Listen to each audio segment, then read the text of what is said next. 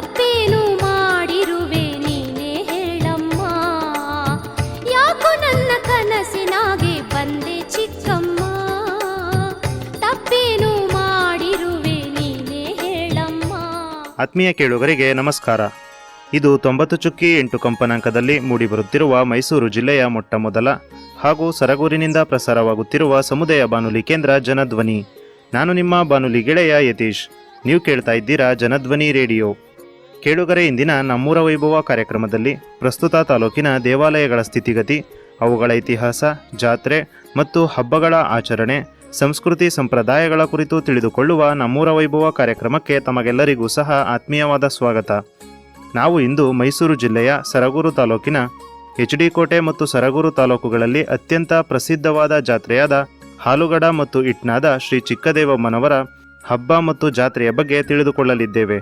ಶತಮಾನಗಳ ಇತಿಹಾಸವಿರುವ ಈ ಜಾತ್ರೆಯ ವಿಶೇಷತೆಗಳ ಬಗ್ಗೆ ತಿಳಿಸಿಕೊಡಲು ಇಂದು ನಮ್ಮೊಂದಿಗಿದ್ದಾರೆ ಶ್ರೀ ಚಿಕ್ಕದೇವಮ್ಮನವರ ದೇವಸ್ಥಾನದ ಸೇವಾಭಿವೃದ್ಧಿ ಹಾಗೂ ಹಾಲುಗಡ ಜಾತ್ರಾ ಅಭಿವೃದ್ಧಿ ಟ್ರಸ್ಟ್ನ ಅಧ್ಯಕ್ಷರಾಗಿರುವ ಶ್ರೀಯುತ ದೊಡ್ಡವೀರನಾಯಕರವರು. ಬನ್ನಿ, ಅವರನ್ನು ಕಾರ್ಯಕ್ರಮಕ್ಕೆ ಸ್ವಾಗತಿಸಿ ಜಾತ್ರೆಯ ಬಗ್ಗೆ ಸಂಪೂರ್ಣ ಮಾಹಿತಿಯನ್ನು ತಿಳಿದುಕೊಳ್ಳೋಣ. ಸರ್, ಮೊದಲನೇದಾಗಿ ನಮ್ಮೂರ ವೈಭವ ಕಾರ್ಯಕ್ರಮಕ್ಕೆ ತಮಗೆ ಆತ್ಮೀಯವಾದ ಸ್ವಾಗತ ಸರ್. ತಮಗೂ ಸಹ ಸ್ವಾಗತ.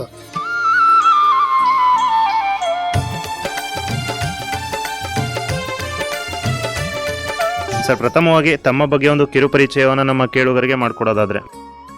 ನನ್ನ ಹೆಸರು ದೊಡ್ಡ ವೀರನಾಯಕ ಅಂತೇಳಿ, ನಮ್ಮ ತಂದೆ ಹೆಸರು ಲೇಟ್ ಸಣ್ಣ ವೀರನಾಯಕ, ಇಟ್ನ ಗ್ರಾಮ, ಸರಗೂರು ತಾಲೂಕು, ಮೈಸೂರು ಜಿಲ್ಲೆ. ಅಧ್ಯಕ್ಷರು ಶ್ರೀ ಚಿಕ್ಕದೇವಮ್ಮನವರ ದೇವಸ್ಥಾನ ಸೇವಾಭಿವೃದ್ಧಿ ಹಾಲುಗಡ ಜಾತ್ರಾಭಿವೃದ್ಧಿ ಟ್ರಸ್ಟ್ ರಿಜಿಸ್ಟ್ರಿ. ಇಲ್ಲಿ ನಾನು ಈ ಟ್ರಸ್ಟಲ್ಲಿ ಒಬ್ಬ ಸಾಮಾನ್ಯ ಮನಸ್ಸಿನಾಗಿ, ಅಧ್ಯಕ್ಷ ಅನ್ನೋದಿಲ್ಲ, ಸಾಮಾನ್ಯವಾಗಿ ನಮ್ಮೆಲ್ಲರಲ್ಲೂ ನಾವು ಎಲ್ಲ ಒಂದೇ ಅಂತೇಳಿ ನಾನು ಗ್ರಾಮಸ್ಥರು ಹೇಳ್ದಂಥ ಕೆಲಸನ, ಗ್ರಾಮಸ್ಥರು ಹೇಳ್ದಂಥ ಜವಾಬ್ದಾರಿನ ಪ್ರಾಮಾಣಿಕವಾಗಿ ಭಾಳ ಭಕ್ತಿಯಿಂದ ಆ ತಾಯಿ ಸೇವೆ ಮಾಡೋಕ್ಕೆ ಒಂದು ಅವಕಾಶ ಸಿಕ್ಕಿದೆ. ಆಕೆ ಅಧ್ಯಕ್ಷನ ತೋಟಿಂದ ನನಗೆಲ್ಲ ಆರೋಗ್ಯ, ಸುಖ, ಶಾಂತಿ, ನೆಮ್ಮದಿ ಕೊಟ್ಟಿದ್ದಾಳೆ ತಾಯಿ. ನಾನು ಅವ್ರ ಕೆಲಸ ಮಾಡ್ಕೊಂಡು ಹೋಗ್ತೀನಿ. ಹೆಸರು IB ರವಿಕುಮಾರ್ ಅಂತ. ನಮ್ಮ ತಂದೆ ಹೆಸರು ಕೆ ಬೆಟ್ಟನಾಯಕ, ಇಟ್ನ ಗ್ರಾಮ, ಸರಗೂರು ಹೋಬಳಿ, ಸರಗೂರು ತಾಲೂಕು, ಮೈಸೂರು ಜಿಲ್ಲೆ. ನಾನು ಈ ಟ್ರಸ್ಟಲ್ಲಿ ಒಬ್ಬ ಪದಾಧಿಕಾರಿಯಾಗಿ ಕಾರ್ಯನಿರ್ವಹಿಸ್ತಾ ಇದ್ದೀನಿ. ಸರ್, ಈ ಒಂದು ಪುರಾತನವಾದ ಒಂದು ಜಾತ್ರೆಯ ಬಗ್ಗೆ ಒಂದಷ್ಟು ಮಾಹಿತಿಯನ್ನು ನಮ್ಮ ಕೇಳುಗರ ಜೊತೆ ಹಂಚ್ಕೊಳ್ಳೋದಾದರೆ, ವಿಶೇಷವಾಗಿ ಹಾಲುಗಡದಲ್ಲಿ ಒಂದು ಜಾತ್ರೆಯನ್ನು ಪ್ರಾರಂಭಿಸಿ ನಂತರದಲ್ಲಿ ತಮ್ಮ ಗ್ರಾಮಕ್ಕೆ ಇಟ್ನಾದಲ್ಲಿ ಒಂದು ದೇವಿಯ ಮೂರ್ತಿಯನ್ನು ತಂದು ಇಲ್ಲೆಲ್ಲ ಒಂದು ದೊಡ್ಡ ಜಾತ್ರೆಯನ್ನೇ ನಡೆಸಲಾಗುತ್ತೆ. ಈ ಒಂದು ಜಾತ್ರೆ ಇತಿಹಾಸ ಏನಿತ್ತು, ಯಾವ ರೀತಿ ಅಂದಿನ ಕಾಲದಿಂದ ಇಂದಿನ ಕಾಲದವರೆಗೆ ಆಚರಣೆಯನ್ನು ಮಾಡ್ಕೊಂಡು ಬಂದಿದ್ದೀರಾ ಅನ್ನೋದ್ರ ಬಗ್ಗೆ ತಿಳಿಸೋದಾದರೆ. ನಮ್ಮ ಒಂದು ಶ್ರೀ ಚಿಕ್ಕದೇವಮ್ಮನವರ ಜಾತ್ರೆ ಮತ್ತು ಯುಗಾದಿ ಹಬ್ಬದ ಒಂದು ದಿನ ಮೈಸೂರು ಮತ್ತು ಚಾಮರಾಜನಗರ ಜಿಲ್ಲೆಗಳಲ್ಲಿ ಯಾವುದೇ ಸರ್ಕಾರದ ಒಂದು ಸಹಾಯವಿಲ್ಲದೆ ನಮ್ಮ ಗ್ರಾಮಸ್ಥರ ಒಂದು ಸಹಕಾರದಲ್ಲಿ ಹಾಲುಗಡಿನಲ್ಲಿ ಶ್ರೀ ಚಿಕ್ಕದೇವಮ್ಮನವರ ಬೆಟ್ಟದಿಂದ ಉತ್ಸವ ಮೂರ್ತಿಯನ್ನು ತಂದು ಆ ಜಪ್ಪದ ಕಟ್ಟೆಯಲ್ಲಿ, ಕಪಿಲ ನದಿ ಮಧ್ಯೆ ಜಪ್ಪದ ಕಟ್ಟೆಯಲ್ಲಿ ಪೂಜಿಸಿ ಜಾತ್ರೆಯನ್ನು ಭಾಳ ವೈಭವವಾಗಿ ಗ್ರಾಮಸ್ಥರು, ತಾಲೂಕು ಆಡಳಿತ, ಪೊಲೀಸ್ ಇಲಾಖೆ, KB, ಸಾರಿಗೆ, ಆರೋಗ್ಯ ಎಲ್ಲ ಇಲಾಖೆಗಳ ಸಹಭಾಗಿತ್ವದಲ್ಲಿ ಭಾಳ ವೈಭವವಾಗಿ ರಾಜ್ಯ ಮತ್ತು ಹೊರ ರಾಜ್ಯಗಳಿಂದ ಬರೋ ಭಕ್ತಾದಿಗಳಿಗೆ ಶುದ್ಧವಾದ ಕುಡಿಯ ನೀರಿನ ಸೌಲಭ್ಯದೊಂದಿಗೆ, ಆಹಾರದೊಂದಿಗೆ, ಪ್ರಸಾದ ವಿನಿಯೋಗದೊಂದಿಗೆ ಜಾತ್ರೆಯನ್ನು ಭಾಳ ವೈಭವವಾಗಿ ನಾವು ಆಚರಿಸಿಕೊಂಡು ನಮ್ಮ ಗ್ರಾಮಸ್ಥರು, ನಾವು ಅಕ್ಕಪಕ್ಕದ ಗ್ರಾಮಸ್ಥಗಳ ಸಹಭಾಗಿತ್ವದಲ್ಲಿ ನಾವು ಬರ್ತಾಯಿದ್ದೀವಿ. ಚಿಕ್ಕದೇವಮ್ಮನವರು ಅಂತಂತಂದರೆ ನಮಗೆ ಇದು ತಂದೆ ಮನೆ ಇದ್ದಂಗೆ. ಚಿಕ್ಕದೇವಮ್ಮನವರು ಪ್ರತಿ ವರ್ಷಕ್ಕೆ ಮಗಳನ್ನ ನಾವು ಗೌರಿ ಹಬ್ಬಕ್ಕೆ ಯಾವ ರೀತಿ ಕರೆದು ಅವಳಿಗೆ ನಾವು ಮಾಡ್ತೀವಿ, ಉಪಚಾರ ಮಾಡ್ತೀವಿ ಮಕ್ಕಳಿಗೆ, ಆ ರೀತಿ ಆ ತಾಯಿನ ನಾವು ನಮ್ಮೂರು ಬರಮಾಡ್ಕೊಂಡು ನಮ್ಮೂರಲ್ಲಿ ಅವಳಿಗೆ ಇಷ್ಟವಾದಂಥ ಹರಕೆ, ಕಾಣಿಕೆ ಎಲ್ಲನ ಸಲ್ಲಿಸಿ ಅವಳನ್ನ ಸಂತೃಪ್ತಿಯಾಗಿ ನಮ್ಮೂರಿನಿಂದ ನಮ್ಮ ಗ್ರಾಮಸ್ಥರು ಬೀಳ್ಕೊಡ್ತೀವಿ ಅವ್ರಿಗೆ. ಅದ್ರ ಉದ್ದೇಶ ಏನಂತಂತಂದ್ರೆ ನಮ್ಮ ಮನೆ ಬರೋ ಮಗಳು ಸಂತೋಷವಾಗಿ ಗಂಡನ ಮನೆಗೆ ಹೋಗಲಿ ಅಂತಂತೇಳಿ ನಾವು ಯಾವ ರೀತಿ ನಮ್ಮ ಮಕ್ಕಳನ್ನ ಸಾಕ್ತೀವಿ ಹಂಗೆ ನಮ್ಮ ತಾಯಿನ ನಾವು ಸಾಕ್ತೀವಿ. ಅವಳು ಬಂದಂಥ ಗಳಿಗೆ ನಮ್ಮ ಊರಿಗೆ ಒಳ್ಳೇದಾಗಿ, ಒಳ್ಳೆ ಮಳೆ ಬೆಳೆಯಾಗಿ, ನಮ್ಮ ಊರಿನ ಜನಗಳ ಆರೋಗ್ಯವನ್ನು ಕಾಪಾಡೋದ್ರ ಜೊತೆಗೆ ನಮ್ಮ ಊರಿಗೆ ಯಾವಾಗಲೂ ಕಾವಲಾಗಿ ಆ ತಾಯಿ ನಿಲ್ತಾಳೆ. ಚಿಕ್ಕದೇವಮ್ಮನವ್ರ ಇತಿಹಾಸ ಅಂತಂದರೆ ಮೂಲತಃ ಅವಳು ಕೊಡಗಿನ ಇಂದ ಇದ್ದು ಅವಳು ಮಂಚಳ್ಳಿ ಬೆಟ್ಟ ಅಂತ ಇದೆಯಲ್ಲ, ಅಲ್ಲಿ ಅವಳು ನೆಲೆಸ್ತಾಳೆ. ಫಸ್ಟು ನೆಲೆಸಿದಂಥ ಸಂದರ್ಭದಲ್ಲಿ ಒಬ್ಬಳು ಗರ್ಭಿಣಿ ಸ್ತ್ರೀ ಆ ಬೆಟ್ಟನ ಹತ್ತುವಾಗ ಅವಳಿಗೆ ಆಯಾಸ ಆಗಿ ಅವಳು ಸಂಕಷ್ಟಕ್ಕೀಡಾದಾಗ ಅವಳು ದೇವಿನ ಮೊರೆ ಹೋಗ್ತಾಳೆ. ತಾಯಿ, ನನಗೆ ಸುಲಭವಾಗಿ ನಿನ್ನ ದರ್ಶನ ಮಾಡೋಕೆ ಅವಕಾಶ ಮಾಡಿಕೊಡು ಅಂತಂತೇಳಿ ಆ ಗರ್ಭಿಣಿ ಸ್ತ್ರೀ ಆ ತಾಯಿನ ಮೊರೆ ಹೋಗ್ತಾಳೆ. ಆ ಮೊರೆ ಹೋದಂಥ ಸಂದರ್ಭದಲ್ಲಿ ಆ ತಾಯಿ ಆ ಭಕ್ತರ ಕೂಗ ಧ್ವನಿಗೂಡಿಸಿ ಅವಳು ಏನು ಮಾಡ್ತಾಳೆ, ಅವಳು 3 ಹೆಜ್ಜೆಗೆ ಭೀಮೇಶ್ವರನ ಬೆಟ್ಟ ಅಂತಿದೆ, ಅಲ್ಲಿಗೆ ಅವಳು ಪಾದಾರ್ಪಣೆ ಮಾಡ್ತಾಳೆ. ಆ ಭೀಮೇಶ್ವರ ಅಂತ ಅಲ್ಲಿರ್ತಾನೆ. ಭೀಮೇಶ್ವರ ಚಿಕ್ಕದೇವಮ್ಮನ ಭಕ್ತ. ಭೀಮೇಶ್ವರ ಅವನು ಅಲ್ಲಿ ನೆಲೆಗೊಂಡಿರ್ತಾನೆ. ಅಲ್ಲಿಗೆ ಅವಳು ನೆಲೆಸ್ತಾಳೆ. ಅಲ್ಲಿ ನೆಲೆಸಿದಾಗ ಅವತ್ತಿನಿಂದ ಭೀಮೇಶ್ವರನ ಬೆಟ್ಟ ಅನ್ನೋದು ಚಿಕ್ಕದೇವಮ್ಮನ ಬೆಟ್ಟ ಆಗಿ ಮಾರ್ಪಾಡಾಗುತ್ತೆ. ಅವತ್ತಿಂದ ಚಿಕ್ಕದೇವನ ಬೆಟ್ಟ ಅಂತೇಳಿ ನಾವು ವಾಡಿಕೆ ನಮ್ಮ ತಾತ ಮುತ್ತಾತ ಕಾಲದಿಂದ ಕರಿತೀವಿ. ಆವಾಗ ದೀಪ ಹಾಕೊಂಡು ಒಂದು ಪೆಂಜಲ್ಲಿ ಆಕೆನ ತಗೊಂಡು ವಿದ್ಯುತ್ ಶಕ್ತಿ ಸೌಲಭ್ಯ ಇಲ್ದಾಗ ನಮ್ಮ ಗ್ರಾಮದವ್ರೆ, ಇನ್ಯಾವ ಗ್ರಾಮದವರು ಸಹ ಆ ಬೆಟ್ಟಕ್ಕೆ ಹೋಯ್ತಿತ್ತಿಲ್ಲ. ಅವಳು ಬಂದು ನೆಲೆಸ್ದೊಟ್ಟಿಂದ ನಾವು ಹಬ್ಬ ಹರಿದಿನದಿಂದ ಅವಳನ್ನ ಕರ್ಕೊಬಂದು ಆಲ್ಗಡಿ ಬಂದು ಪೂಜೆ ಮಾಡಿ, ಮೊದಲು 2 ದಿನ ಇತ್ತು, ಒಂದಿನ ತಗೊಬಂದು ಬಿಡ್ಬಿಟ್ಟು ಹೊಂಟೋಗ್ಬಿಡ್ತೀವಿ ನಾವು. ಎಂತ ಆವಾಗ ಭಾಳ ಮಳೆ, ಶಿಳ್ಳು, ಗುಡುಗು ಎಲ್ಲ ರಭಸವಾಗಿದ್ರು. ಜಾತ್ರೆ ನಾವು ನಡೀತಾ ಇದ್ದು, ಸರಳವಾಗಿ ಮಾಡ್ತಾ ಇದ್ದೋ. ಈಗ ವೈಜ್ಞಾನಿಕವಾಗಿ ಡಿಜಿಟಲ್ ಆಗಿದ್ರಿಂದ ಎಲ್ಲ ಅದ್ಧೂರಿಯಾಗಿ ಏನೇನು ಕಲಾ ತಂಡಗಳು ಅವು ಬರಬೇಕು ಅವೆಲ್ಲನೂ ಬರೆಸಿ ಎಲ್ಲ ಇಲಾಖೆನೂ ಧ್ವನಿಗೂಡಿಸ್ಕೊಂಡು ಇವತ್ತಿನ ದಿನಕ್ಕೆ ಅನುಗುಣವಾಗಿ ಜಾತ್ರೆನ ಭಾಳ ಅದ್ಧೂರಿಯಾಗಿ ನಮ್ಮ ಗ್ರಾಮಸ್ಥರ ಸಹಭಾಗಿತ್ವದಲ್ಲಿ, ಇನ್ಯಾರು ಸಹಕಾರನೂ ಇಲ್ಲ. ಮತ್ತು ಅದು ನಮ್ಮ ಆಲ್ಗಡ ಅಂತ ಏನಿದೆ ಆ ಸ್ಥಳ, ಅದು ಇಟ್ನಾ ಗ್ರಾಮದ ಸೊತ್ತು, ಯಾವುದೇ ಮುಜರಾಯಿ ಇಲಾಖೆಗೆ ಸಂಬಂಧಪಟ್ಟಂಥದ್ದಲ್ಲ. ಅದು ನಮ್ಮ ಗ್ರಾಮಕ್ಕೆ ಸೇರಿದ್ದು. ಅದರಿಂದ ಅಲ್ಲಿ ನಾವು ನಮ್ಮದೇ ಹೆಚ್ಚಂತ ಭಾಗತ್ವದಲ್ಲಿ ಏನು ಚಾಮುಂಡೇಶ್ವರಿ ತಾಯಿದಳೋ ಮೈಸೂರಲ್ಲಿ, ಆ ರೀತಿ HD ಕೋಟೆ ಮತ್ತು ಸರಗೂರು ತಾಲೂಕಿನ ಆದಿದೇವತೆ ಚಿಕ್ಕದೇವಮ್ಮ. ಅದರಿಂದ ನಾವು ಜಾತ್ರೆ ಮಾಡ್ತೀವಿ. ಈ ನಮ್ಮ ಗ್ರಾಮ ಸುಮಾರು 500-600 ವರ್ಷಗಳ ಇತಿಹಾಸ ಗ್ರಾಮ. ಯಾಕಂತ ಹೇಳ್ತೀನಿ ಅಂದರೆ, ಈಗಲೂ ಕೂಡ ಗೂಗಲಲ್ಲಿ ಸರ್ಚ್ ಮಾಡಿದ್ರೆ ನಮ್ಮ ಈ ಗ್ರಾಮ ಲಕ್ಕೂರು ಬಿ ಅಂತ ತೋರಿಸ್ತದೆ. ಲಕ್ಕೂರು ಬಿ ಅಂತ ತೋರಿಸ್ತದೆ. ಮೊದಲು ನಮ್ಮ ಗ್ರಾಮ ಲಕ್ಕೂರು ಅಂತ ಅಲ್ಲಿತ್ತು, ಹಾಲ್ಗಡಿಯಿಂದ ಆ ಕಡೆ ಪಕ್ಕದಲ್ಲಿ. ಈಗ ನಾವು ಅಲ್ಲಿ ಹೆಂಗಾಯ್ತು ಅಂದರೆ, ದೇವ್ರ ಶಾಪಕ್ಕೆ ಸಿಕ್ಕಿ ಈ ಊರು ಇಲ್ಲಿ ಬರಬೇಕಾಯ್ತು. ಅದು ಹೆಂಗೆ ಶಾಪಕ್ಕೆ ಸಿಕ್ತೋ, ದೇವರು ಪ್ರತಿನಿತ್ಯ ಹಾಲ್ಗುಡಿಗೆ ಜಪ್ಪದ ಕಟ್ಟೆ ಅಂತಿದೆ ಅಲ್ಲಿ ಹಾಲ್ಗುಡಿನಲ್ಲಿ. ಅಲ್ಲಿಗೆ ಪ್ರತಿನಿತ್ಯ ತಪೋ ಸ್ನಾನ ಇದು ನಿತ್ಯಾದಿಗಳಿಗೆ ಆ ತಾಯಿ ಬರ್ತಿದ್ದಂಗೆ. ಬರ್ತಿರ್ಬೇಕಾದ್ರೆ ಒಬ್ಬ ರೈತ ಜಮೀನಲ್ಲಿ ಕಾವಲು ಕಾಯ್ದಕ್ಕೆ ಅಲ್ಲಿ ಹಿಂದೆ ಹರಗೋಣಿ ಅಂತ ಆಗ್ತಿದ್ರು. ಅದಾಗ್ತಿದ್ದು, ಅದು ಆ ತಾಯಿ ಅದನ್ನ ತಗೊಬಿಡೋದು ಬರೋದು ಈ ತರ ಆಯ್ತಿತ್ತಲ್ಲ. ಅದೇನ್ ಮಾಡ್ದ, ಅಲ್ಲಿ ಮುಳ್ಳುಗಳು ಇವನ್ನೆಲ್ಲ ಹಾಕಿದಾಗ ಅವನಿಗೆ ಆ ತಾಯಿ ಶಾಪ ಕೊಡ್ಬಿಡ್ತಾಳೆ, ನನಗೆ ಅಡ್ಡಿ ಆದ್ನಲ್ಲ ಅಂತೇಳಿ. ಆಗ ಊರಿಗೆ ಸ್ವಲ್ಪ ಸಂಕಷ್ಟಕ್ಕೆ ಅವ್ನು ಸತ್ತೋಗ್ಬಿಡ್ತಾನೆ ಒಂದು ಶಾಪಕ್ಕೆ ಗುರಿಯಾಗಿ. ಊರಿಗೆ ತೊಂದರೆಗಳು ಶುರುವಾಯ್ತವೆ. ಲಕ್ಕೂರು ಅನ್ನೋ ಗ್ರಾಮ ತೊಂದರೆಗಳು ಶುರುವಾಯ್ತದೆ. ಆ ತೊಂದರೆಗಳು ಶುರುವಾದಾಗ ಹಿರಿಯರು ಹಿಂಗೆ ಆಗ್ಬಿಟ್ರೆ ತೊಂದರೆ ಆಯ್ತದಲ್ಲ ಅಂತೇಳಿ ಆ ತಾಯಿ ಸನ್ನಿಧಿಗೆ ಹೋಯ್ತಾರೆ. ಆ ತಾಯಿ ಸನ್ನಿಧಿಗೆ ಹೋದಾಗ ಆ ತಾಯಿ ಏನು ವಾಕ್ಯ ಕೊಡ್ತಾಳೆ ಅಂದರೆ, ನೀವು ಈಗ ಇಲ್ಲಿ ಇರக்கூಡ್ದು, ಇಲ್ಲಿದ್ರೆ ನಿಮ್ಮ ಮುಂದೆ ತೊಂದರೆ ಆಗುತ್ತೆ. ನೀವು ಈಗ ಹಾಲ್ಗಡುವಿನಿಂದ ಪಶ್ಚಿಮ ಭಾಗಕ್ಕೆ ಹೋಗಿ ಅಲ್ಲಿ ಹುಲ್ಲು ನೆಲಗೊಂಡು, ಮತ್ತು ತಾಯಿ ನಿನ್ನ ದರ್ಶನ ನಮಗೆ ಈಗ ಪ್ರತಿದಿನ ನೀನು ದರ್ಶನ ಮಾಡ್ತೀವಿ ನಾವು, ಈಗ ನಿನ್ನ ದರ್ಶನ ಇಲ್ದಾಗ ಆಗುತ್ತೆ ನಮಗೆ ಅಂದಾಗ, ನಾನು ಪ್ರತಿ ವರ್ಷ ನಿಮ್ಮ ಊರಿನ ಪಡು ತೀರ್ಥಕ್ಕೆ ನಾನು ಬರ್ತೀನಿ. ಚಂದ್ರಮಾನ ಯುಗಾದಿ ಹಬ್ಬ ನಾನು ಬರ್ತೀನಿ. ಆ ದಿನ ವಿಶೇಷವಾಗಿ ನೀವು ಆಚರಣೆ ಮಾಡ್ಕೊಳ್ಳಿ, ಪ್ರತಿ ವರ್ಷ ನಿಮಗೆ ದರ್ಶನ ಕೊಡ್ತೀನಿ ಅಂತೇಳಿ ಆ ತಾಯಿ ಹೇಳ್ದಂಗೆ. ಹೇಳಿದಾಗಿನಿಂದ ನಮ್ಮ ಹಿರೀಕರು 500-600 ವರ್ಷಗಳಿಂದ ಅದನ್ನ ಆಚರಣೆ ಮಾಡ್ಕೊಂಡು ಬಂದಿದ್ರು. ಈಗ 500-600 ವರ್ಷಗಳಿಂದ ಕೂಡ ಈ ಹಬ್ಬನ ಯುಗಾದಿ ಹಬ್ಬದಿಂದ ಹಿಡಿದು ಫಸ್ಟ್ 2 ದಿನ ಇತ್ತು, ಇವಾಗ 3 ದಿನ ಇರ್ತವೆ. ಮುಂದೆ ನಮ್ಮ ತಲೆಮಾರು ಕಳೆದು ಇನ್ನೊಂದು ತಲೆಮಾರು ಬಂದಾಗ ಅದನ್ನು ಜಾಸ್ತಿ ದಿನಗಳು ಮಾಡ್ಕೊಳ್ಳಬಹುದು. ಅದಕ್ಕೆ ಕಾಲಾವಕಾಶಗಳಿರ್ತದೆ, ಮಾಡ್ಕೋತಾರೆ. ಹಂಗಾಗಿ ಈ ತಾಯಿ ತುಂಬ ಪಾರ್ವತಿ ದೇವಿ. ಈಕೆ ಪಾರ್ವತಿ ದೇವಿ ಆದ್ರಿಂದ ತುಂಬ ಭಕ್ತಾದಿಗಳಿಗೆ ಈ ಬೆಟ್ಟದಲ್ಲಿ ಹೆಂಗಿತ್ತು ಅಂದ್ರೆ ಪರಿಸ್ಥಿತಿ, ಯಾರು ಕೂಡ ಯಾವುದೇ ಊರಿನವರು ಆ ಬೆಟ್ಟಕ್ಕೆ ಹೋಗ್ತಾ ಇರಲಿಲ್ಲ. ಎಲ್ಲ ಮುಳ್ಳು ಕಲ್ಲುಗಳಿಂದ ತುಂಬಿತ್ತು, ದಾರಿ ಇರಲಿಲ್ಲ. ಅಲ್ಲಿದ್ದ ದಾರಿ ಮಾಡಿದವರು ಇಟ್ಟದವರು ಆ ದೇವಸ್ಥಾನದ ಆಗುವಗಳು, ಪೂಜೆ ಪುನಸ್ಕಾರಗಳು ಮತ್ತು ಹಲವಾರು ಕಾರ್ಯಕ್ರಮಗಳು ಹಮ್ಮಿಕೊಂಡು ದೇವಸ್ಥಾನ ರಿಪೇರಿ ಮಾಡೋದಾಗಲಿ, ಅದಕ್ಕೆ ಬಣ್ಣ ಹೊಡೆಯೋದಾಗಲಿ ಪ್ರತಿ ವರ್ಷ. ಮತ್ತು ದೇವರು ಒಂದು ಸಾರಿ ಯಾರೋ ಕಳ್ಳರು ಕಾಕರು ಅದನ್ನು ವಿಗ್ರಹನ ಲೂಸ್ ಮಾಡಿಬಿಟ್ಟಿದ್ರು. ಆಗ ಅರಮನೆ ಮತ್ತು ನಂಜನಗೂಡು ದೊಯ್ಸರು ಕರೆಸಿ ಮತ್ತೆ ಮರುಪರಿವರ್ತನೆ ಕೂಡ ನಾವೇ ಮಾಡಿಸ್ತೋ. ಮತ್ತು ಅಲ್ಲಿಗೆ ವಿದ್ಯುತ್ ಶಕ್ತಿ ವ್ಯವಸ್ಥೆ ಅದೆಲ್ಲ ನಾವೇ ಮಾಡಿಸ್ತೋ. ಮಾಡಿ ಏನಾಯಿತು, ರಸ್ತೆ ಇಲ್ಲ. ಅಲ್ಲಿ ರಸ್ತೆ ಇಲ್ಲದಾಗ ನಮ್ಮ ಹಿರಿಕರು, ನಮ್ಮ ತಾತ ಮುತ್ತಾತ ಈ ಕಾಲದವರು, ನಾವು ರಾಜಕಾರಣಿಗಳು ಯಾರೇ ಬರಲಿ ಅವ್ರು ಕೇಳ್ತಿದ್ದೇನಿಲ್ಲ, ನಮಗೆ ಬೆಟ್ಟಕ್ಕೆ ದೀಪ ಕೊಡಿ, ಬೆಟ್ಟಕ್ಕೆ ರಸ್ತೆ ಮಾಡಿಕೊಡಿ, ಹಾಲುಗಡೆಗೊಂದು ಸೇತುವೆ ಮಾಡಿಕೊಡಿ. ಇವು 3 ಪದ ಬಿಟ್ಟರೆ ಇನ್ನೇನು ಕೇಳ್ತಿರ್ಲಿಲ್ಲ. ಅದು ಕಾಲಾನುಕಾಲ ಈಗ ಏನು ಸಿದ್ದರಾಮಯ್ಯನವರು ಪ್ರಥಮಾವಧಿ ಮುಖ್ಯಮಂತ್ರಿ ಆದಾಗ SC ಮಾದೇವಪ್ಪನವ್ರು ಬಂದು ಅವ್ರ ಕೊಡುಗೆ ಏನು ಸೇತುವೆ ಕೊಟ್ಟರು.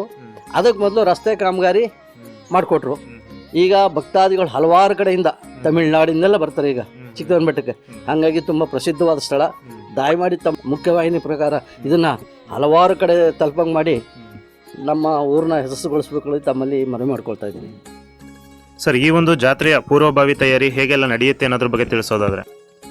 ನಮ್ಮ ಗ್ರಾಮಸ್ಥರು ಜಾತ್ರೆ ಒಂದು ತಿಂಗಳಂತಲೇ ಒಂದು ಸಭೆ ಮಾಡಿ ಗ್ರಾಮದಲ್ಲಿ ಒಂದು ತಮ್ಮ ಕೈಲಾದ್ದು ಹೊರಿ ಒಕ್ಕಲು ಅಂತ ಇದೆಯಲ್ಲ ಅದರಂಥ ಒಂದು ವಂತಿಕೆಯನ್ನು ಕಲೆಕ್ಟ್ ಮಾಡಿ ಎಷ್ಟು ಅಂದಾಜು ಪಟ್ಟಿ ಆಗ್ಬೋದು ಒಂದು ಅಂದಾಜು ಪಟ್ಟಿಯನ್ನು ತಯಾರಿಸಿ ಮಾಡಿ ಆ ಜಾತ್ರೆನ ಯಾವ್ಯಾವ ಕಾಲಕ್ಕೆ ಯಾವ್ಯಾವ ರೀತಿ ಆಚರಣೆ ಮಾಡಬೇಕು, ಯಾವ್ಯಾವ ಕಲಾ ತಂಡಗಳು ಕರೆಸಬೇಕು, ಯಾವ್ಯಾವ ರೀತಿ ಪೂಜಾ ಪುರಸ್ಕಾರಗಳು ಮಾಡಬೇಕು, ಮತ್ತು ವಿದ್ಯುತ್ ಶಕ್ತಿ ಯಾವ ರೀತಿ ಮಾಡಬೇಕು, ಧ್ವನಿವರ್ಧಕ ಯಾವ ರೀತಿ ಅಳವಡಿಸಬೇಕು ಅಂಥೇಳಿ ಗ್ರಾಮಸ್ಥರು ಟ್ರಸ್ಟ್ನ ಪದಾಧಿಕಾರಿಗಳು ಎಲ್ಲರೂ ಒಂದು ಸಭೆ ಸೇರಿ ಒಂದು ಒಳ್ಳೆಯ ತೀರ್ಮಾನಕ್ಕೆ ಬಂದು ಆ ಗ್ರಾಮದಲ್ಲಿ ಏನು ನಿರ್ಣಯ ಆಗುತ್ತೆ ಆ ರೀತಿ ತಾಲೂಕು ಕಚೇರಿ ತಹಸೀಲ್ದಾರ್ ಒಂದು ನೇತೃತ್ವದಲ್ಲಿ ಪೂರ್ವಭಾವಿಯನ್ನು ಕರೆದು ಅಲ್ಲೂ ಸಹ ನಾವು ಸ್ವಂತ ವಂತಿಗೆಯಿಂದ ನಾವೇ ಜಾತ್ರೆಯನ್ನು ಮಾಡ್ತೀವಿ, ನಿಮ್ಮೇನು ಜವಾಬ್ದಾರಿ ನಿಮ್ಮ ಸಹಕಾರ ಬೇಕು ಅಂತೇಳಿ ಅವರ ಅನುಮತಿಯನ್ನು ತಗೊಂಡು ಜಾತ್ರೆನ ತಿಂಗಳಗಂತಲೇ ಗ್ರಾಮನ ಸ್ವಚ್ಛ ಮಾಡೋದಾಗಲಿ, ಅಲ್ಲಿ ಹಾಲ್ಗಡುವಂಥ ಸ್ಥಳ ಇದೆಯಲ್ಲ ಆ ತಾಯಿ ಕುಂತಗಳ ಒಂದು ಪ್ರೇಕ್ಷಣೀಯ ಸ್ಥಳ ಅಲ್ಲಿಂದ ಹಿಡಿದು ಗ್ರಾಮ ಪೂರ್ತ ಯಾರ ಸಹಕಾರವಿಲ್ಲದೆ ನಾವೇ ಅದನ್ನು ಆಗು ಹೋಗಳನ್ನೆಲ್ಲ ಸಾಧಕ ಬಾಧಕಗಳನ್ನ ನಾವೇ ಬರೆಸಿ ಗ್ರಾಮ ಬಂದಂಥ ಭಕ್ತಾದಿಗಳು ಯಾವ ರೀತಿ ಅನಾನುಕೂಲ ಆಗದ ರೀತಿಲಿ ಅವ್ರಿಗೆ ಬಸ್ ಆಗ್ಬೋದು, ಮತ್ತು ಅವ್ರಿಗೆ ಪ್ರಸಾದ ಆಗ್ಬೋದು, ಅವ್ರಿಗೆ ಕುಡಿಯೋ ನೀರಾಗ್ಬೋದು, ಎಲ್ಲ ರೀತಿಯಲ್ಲೂ ಸಹ ಗ್ರಾಮಸ್ಥರು ನಮ್ಮ ಕೈಲಿ ಅದನ್ನು ಮಾಡ್ಕೊಂಡು ಆ ಪೂರ್ವ ಸಿದ್ಧತೆ ಮಾಡ್ಕೊಂಡು ಯಜಮಾನರ ಸಮ್ಮುಖದಲ್ಲಿ ನಮ್ಮ ಗ್ರಾಮದಲ್ಲಿ 3 ಯಜಮಾನರು ಅಂತ ಮಾಡ್ಕೊಂಡಿದ್ವಿ.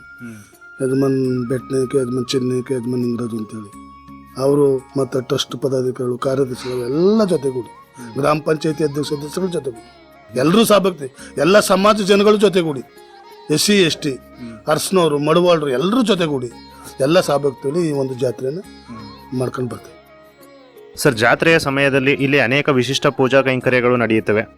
ರಥೋತ್ಸವದ ಜೊತೆಗೆ ಇಲ್ಲಿ ನಡೆಯುವಂತಹ ವಿಶೇಷ ಪರಂಪರೆಗಳಾಗಿರ್ಬೋದು, ಜನಪದ ಸಂಸ್ಕೃತಿಯ ಬಗ್ಗೆ ಆಗಿರ್ಬೋದು, ಒಂದಷ್ಟು ಮಾಹಿತಿಯನ್ನು ತಿಳಿಸೋದಾದ್ರೆ? ಈಗ ಉತ್ಸವದ ಜೊತೆ ಜನಪದ ಸಂಸ್ಕೃತಿ ಅಂದರೆ ಪೂಜಾ ಕುಣಿತ ಇರ್ತದೆ, ಡೊಳ್ಳು ಕುಣಿತ ಇರ್ತದೆ, ಮಹಿಳಾ ವೀರಗಾಸೆ, ಪುರುಷ ವೀರಗಾಸೆ, ಮತ್ತು ವಾದ್ಯ, ಕೇರಳದ ಚಂಡಾವಾದ್ಯ ಮತ್ತು ಬ್ಯಾಂಡ್ ಸೆಟ್ಟು, ಈಗ ಹಲವಾರು ಪ್ರಕಾರಗಳ ವಾದ್ಯಗಳು ಮತ್ತು ನರ್ತನ ಇವೆಲ್ಲ ಸೇರಿ ಹಬ್ಬನ ಆಚರಿಸ್ತೀವಿ. ಈಗ ಅವೆಲ್ಲ ಇದ್ರೇ ಇವತ್ತು ಹಬ್ಬ ಕಳೆ ಕಟ್ಟೋದು, ಹಂಗಾಗಿ ಅವೆಲ್ಲ ಕೂಡ ಬಳಸ್ತೀವಿ ನಾವು ಹಬ್ಬದಲ್ಲಿ. ಈಗ ಬೆಟ್ಟದಿಂದ ತಾಯಿನ ನಾವು ಬೆಳಗ್ಗೆ 8-8:15 ಅಲ್ಲಿ ಈ ಪೀಠ ಇರುತ್ತೆ, ಪೀಠಕ್ಕೆ ಕೂರಿಸಿ ತಾಯಿನ ನಮಗೆ ಹೂವಿನ ಅಲಂಕಾರ ಮಾಡಿ ಕೊಡ್ತಾರೆ. ಕೊಟ್ಟಾಗ ನಾವು ಅದನ್ನು ಹೆಗಲ ಮೇಲೆ ಹೊತ್ತು ತರೋದು ಬೆಟ್ಟದಿಂದ ನೇರ ಆಲಗಡೆಗೆ ತಂದು ಜಪದ ಕಟ್ಟೆನಲ್ಲಿ ಆ ತಾಯಿನಲ್ಲಿ ಪೂಜಿಸ್ತೀವಿ. ಅಲ್ಲಿ ಪೂಜಿಸಿ ಸಂಜೆ 4 ಗಂಟೆ ತನಕನೂ ಕೂಡ ಅಲ್ಲಿ ಪೂಜೆ ನಡೀತದೆ. ಸಂಜೆ 4 ಗಂಟೆ ತನಕ ಅಲ್ಲಿಗೆ ಹಲವಾರು ಕಡೆಯಿಂದ, ಹಲವಾರು ಜಿಲ್ಲೆಗಳಿಂದ, ಎಲ್ಲ ತಮಿಳ್ನಾಡು ಈ ಕಡೆಯಿಂದ ಎಲ್ಲ ಪೂಜೆಗೆ ಭಕ್ತಾದಿಗಳು ಬರ್ತಾರೆ. ಅವತ್ತಿಗೆ ಅಲ್ಲಿ ಪೂಜೆ 4 ಗಂಟೆವರೆಗೂ ಪೂಜೆ ಮಾಡಿ 4 ಗಂಟೆ ನಂತರ ಮತ್ತೆ ಅಲ್ಲಿ ಪಕ್ಕದಲ್ಲಿ ಒಂದು ಗೂಳಿ ಮಂಟಪ ಅಂತಿದೆ, ಅಲ್ಲಿ ಪೂಜೆ ಕಾರ್ಯಕ್ರಮ ಮಾಡಬೇಕು. ಅಲ್ಲೂ ಒಂದು ಅರ್ಧ ಗಂಟೆ ಪೂಜೆ ನಡೀತದೆ. ಅಲ್ಲಿ ಗೂಳಿ ಮಂಟಪದಲ್ಲಿ ಪೂಜೆ ಮಾಡಿದ ನಂತರ ಹಾಲಿ ಮಂಟಪ ಅಂತಿದೆ, ಅಲ್ಲಿ ದೇವ್ರನ್ನ ಕೂರಿಸ್ಬೇಕು. ಅಲ್ಲಿ ಪೂಜಾ ಕಾರ್ಯಕ್ರಮಗಳೆಲ್ಲ ಮುಗಿಸಿ ಆಮೇಲೆ ತಾಯಿನ ನಾವು ಇಟ್ನಾ ಗ್ರಾಮಕ್ಕೆ ತಂದು ಊರ ಹೊರಭಾಗದಲ್ಲಿ ಮಠದ ಹೊಲ ಅಂತಿದೆ, ಅಲ್ಲಿ ಮಂಟಪ ಇದೆ, ಅಲ್ಲಿ ಕೂರಿಸ್ತೀವಿ. ಅಲ್ಲಿ ಕೂರಿಸಿ ಮತ್ತೆ ರಾತ್ರಿ ಅದೇನು ಪೂಜೆ ಇಲ್ಲ ಅವಾಗ, ಮತ್ತೆ ರಾತ್ರಿ ಒಂದು 9 ಗಂಟೆಗೆ ಈ ಕುದುರೆ ವಾಹನ ಅಂತಿದೆ, ಗಾಲಿ ಮಾಡ್ಕೊಂಡಿದ್ದೀವಿ ನಾವು, ಅದ್ರ ಮೇಲೆ ಕೂರಿಸಿ ಅದಕ್ಕೆ ಹೂವು ಮತ್ತು ವಿದ್ಯುತ್ ದೀಪಗಳಿಂದ ಅಲಂಕಾರ ಮಾಡಿ ಇಟ್ನದ ಪ್ರಮುಖ ಬೀದಿಗಳಿಗೆ ಮೆರವಣಿಗೆ ಮಾಡುತ್ತೆ. ಮೆರವಣಿಗೆ ಮಾಡಿದ ನಂತರ ಮತ್ತೆ 4 ಗಂಟೆ ರಾತ್ರಿಗೆ ಇಲ್ಲಿ ಮದ್ದು ಗುಂಡುಗಳೇನು ಮಾಡಿರ್ತೀವಿ, ಪಟಾಕಿಗಳ ಐಟಮ್ಗಳು ಅದೆಲ್ಲ ಹಚ್ತೀವಿ. ಅದೆಲ್ಲ ಹಚ್ಚಿ ಮುಗಿದ ನಂತರ ಅಮ್ಮನವ್ರನ್ನ ದೇವಸ್ಥಾನ ಇದೆ, ಲಕ್ಷ್ಮೀ ಅಂದ್ರೆ ಮಾರಮ್ಮನ ದೇವಸ್ಥಾನ ಇದೆ, ಅಲ್ಲಿ ಕೂರಿಸ್ತೀವಿ. ಮತ್ತು ಬೆಳಗ್ಗೆ 7 ಗಂಟೆಗೆ ಅದನ್ನು ಮತ್ತೆ ಗಾಲಿ ಮೇಲೆ ಕೂರಿಸ್ಕೊಂಡು ನದಿ ಬರುತ್ತೆ. ಇಲ್ಲಿ ನದಿನಲ್ಲಿ ಪೂಜಾ ಕಾರ್ಯಕ್ರಮ ನಡೀತದೆ. ಇಲ್ಲಿ ಪೂಜಾ ಕಾರ್ಯಕ್ರಮ ನಡೆದ ಮೇಲೆ ಆಮೇಲೆ ಮತ್ತೆ ಪ್ರಮುಖ ಬೀದಿಗಳಲ್ಲಿ ಮೆರವಣಿಗೆ, ಕಲಾ ತಂಡಗಳಿಂದ ವಾದ್ಯಗೋಷ್ಠಿ ಇವರಲ್ಲೆಲ್ಲ ಮೆರವಣಿಗೆ ಮಾಡ್ಕೊಂಡು ಮತ್ತೆ ಊರು ಮಂಟಪಕ್ಕೆ ಹೋಗುತ್ತೆ ದೇವರು. ಅಲ್ಲಿ ಹೋದ ನಂತರ ಅಲ್ಲಿ ನಾಟಕ ಇದೆ, ಅವತ್ತು ನೈಟು ನಾಟಕ ಇದೆ. ಅಲ್ಲಿ ಆ ನಾಟಕ ಮುಗಿದ ನಂತರ ಅದ್ರ ಮಾರನೇ ದಿನ ಅಲ್ಲಿ ಪೂಜಾ ಕಾರ್ಯಕ್ರಮಗಳು 12-12:30 ತನಕ ಆವತ್ತು ಅಂದರೆ ಹೊರಗಡೆ ಭಕ್ತಾದಿಗಳೆಲ್ಲ ಮಾಡಿಸುತ್ತಾರೆ. ನಮ್ಮೂರವ್ರು ಪೂಜೆ ಮಾಡ್ಸೋಕ್ಕಾಗಿರಲ್ಲ ವಿಶೇಷವಾಗಿ. ಆಗ ಆ ಮಂಟಪದಲ್ಲಿ ನಮ್ಮೂರವರು ಪ್ರತಿಯೊಬ್ಬರವ್ರು ಪೂಜಾ ಕಾರ್ಯಕ್ರಮ ಮಾಡಿಸ್ತಾರೆ. ಆ ಪೂಜೆ ಮುಗಿದ ನಂತರ ದೇವ್ರನ್ನ ಮತ್ತೆ ಜಪದ ಕಟ್ಟೆಗೆ ತಗೊಂಡು ಹೋಗ್ತೀವಿ. ಅಲ್ಲಿ ಪೂಜೆ ಮಾಡಿ ಆಗ ಜಪದ ಕಟ್ಟೆ ಪೂಜೆ ಮುಗಿಸ್ಕೊಂಡ ನಂತರ ನೇರ ಬೆಟ್ಟಕ್ಕೆ ತಗೊಂಡು ಹೋಗ್ತೀವಿ. ಇದು ನಮ್ಮ ಹಬ್ಬ ಆಚರಣೆ ಈ ರೀತಿ.